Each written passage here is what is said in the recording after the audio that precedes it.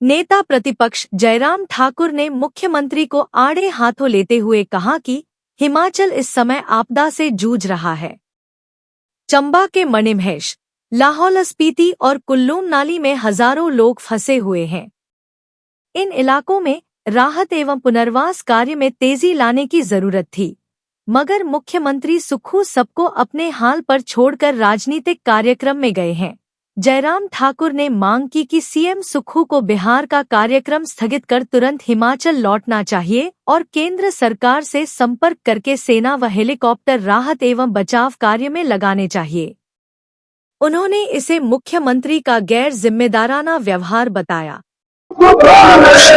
बारिश के कारण चारों तरफ भयंकर तबाही हो रही है, हाहाकार मचा हुआ है और इसलिए आप सुन रहे हैं कि हिमाचल में हाहाकार है। सुक्खू गया बिहार है और सुक्खू जी फरार है। इतनी बड़ी आपदा की घड़ी में और विधानसभा का जब सत्र चला हुआ है, मुख्यमंत्री हिमाचल से बिहार गए हैं, कोई और चीज के लिए नहीं, सिर्फ राजनीतिक रैली के लिए गए। इससे बड़ा दुर्भाग्य नहीं हो सकता है। पिछले 3 दिनों से लगातार चंबा जिला का संपर्क टूटा है। हजारों लोग मणिमहेश की यात्रा में गए थे, वो फंसे हुए हैं। वो सुरक्षित है या नहीं है, ये जानकारी परिवार के लोगों को नहीं मिल पा रही है, विधायकों को नहीं मिल पा रही है। गांव के गांव बह करके चले गए और ऐसे में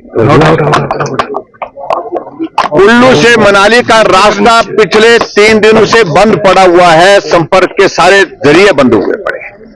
हजारों की संख्या में टूरिस्ट फंसे हुए हैं, हजारों की संख्या में लोग फंसे हुए हैं। लोगों ने रात भर गाड़ी में रह करके समय निकाला है। लाहौल स्पीति की यह स्थिति है और चंबा के इलाके में तो यह स्थिति है कि राशन पहुंचाना, राशन वहां पर यानी कि खाने के लिए पहुंचे, ये भी इंतजाम करने की आवश्यकता है, जो सरकार अभी तक नहीं कर पाई है। हमारे तीनों विधायक जो चंबा जिला से संबंधित हैं, हंसराज जी है, जनक जी हैं, डीएस ठाकुर जी, उन्होंने विधानसभा के अंदर आज इस सारे विषय को लेकर के अपनी बात कहने का प्रयत्न किया कि सरकार उपलब्ध करे वहां पर हेलीकॉप्टर।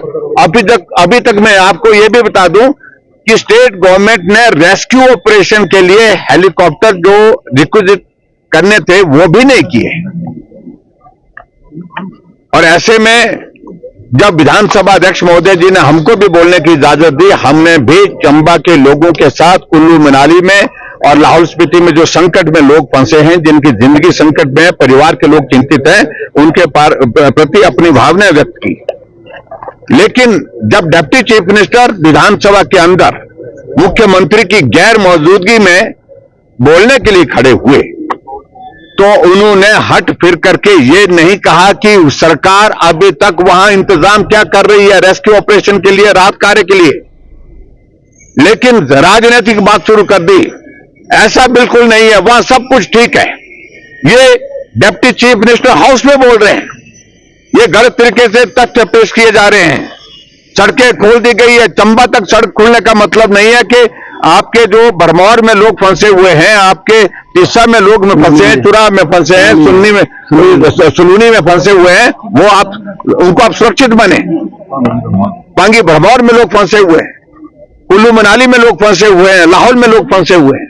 तो इसलिए उनका भाषण जो विधानसभा के अंदर इस प्रकार से कि विपक्ष के नेता इसको राजनीतिक रूप देने का कोई अर्थ नहीं, कोई मतलब नहीं। और हमने बड़ा साफ कहा है कि विधानसभा के सत्र के दौरान इससे ज्यादा महत्वपूर्ण कोई विषय नहीं हो सकता। इसलिए प्रश्नकाल से पहले ही हमने इस मामले को उठाया और अध्यक्ष महोदय जी का धन्यवाद करते हैं, उन्होंने हमें समय दिया।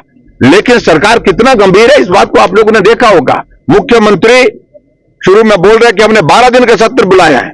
12 दिन के सत्र में पिछले कल से तो यहां पर है ही नहीं, 3 दिन हो गए और शिमला में इस सत्र में है ही नहीं। और जब आपदा का असर पूरे प्रदेश भर में है, पहले रेवेन्यू मिनिस्टर ने जो भाषण दिया उसमें ये कहा कि जयराम दोषी है, जयराम दोषी है। वो इंतजाम क्या कर रहे हैं हिमाचल प्रदेश में आपदा के प्रभावित लोगों के लिए, इसका जिक्र नहीं। लेकिन सारी बात के लिए जयराम दोषी है। मैं वो सारी चीज में भी नहीं जाना चाहता हूं, लेकिन आज पूरे हिमाचल प्रदेश के सभी विधानसभा क्षेत्र, सभी जिलों में बाढ़ का व्यापक असर हुआ है। हजारों लोग बेघर हो गए हैं। ऐसी सूरत में कौन दोषी है? मैं दोषी किसी को नहीं कह रहा हूं। मैं कह रहा हूं कि इस वक्त सबसे पहली प्राथमिकता होने लोगों को राहत देना, लोगों के लिए रेस्क्यू ऑपरेशन करना और लोगों को मदद पहुंचाना। लेकिन इस बात को लेकर के जब विधानसभा के अंदर डिप्टी चीफ मिनिस्टर का गैर जिम्मेदाराना व्यवहार रहा तो हम सदन से वॉकआउट करके बाहर आए।